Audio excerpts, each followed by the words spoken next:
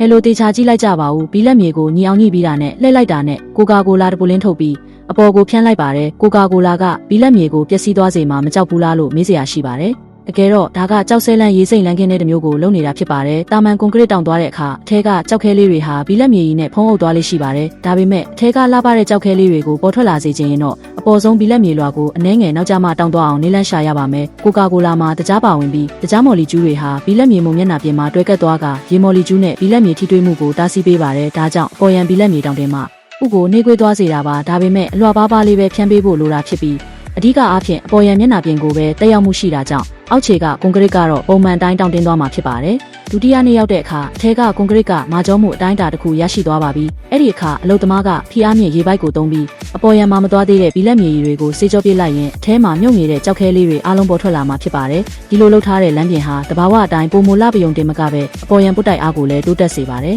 ဒါပေမဲ့ကိုကာကိုလာဒါမှမဟုတ်တကြားရည်ကိုသုံးတာဟာအရိယာသိငယ်တဲ့လုပ်ငန်းခွင်တွေမှာသုံးတဲ့ရိုးရာနေလန်းတစ်ခုသာဖြစ်ပါတယ်တကယ်တမ်းအကြီးစားစီမံကိန်းကြီးတွေမှာတော့professional နဲ့အပေါ်ရန်နောက်တင်းမှုနှေးကွေးစေတဲ့ဆေးရည်ကိုသုံးကြလေးရှိပြီးပုံမတည်ငြိမ်တဲ့ရလဒ်ကိုရရှိစေပါတယ်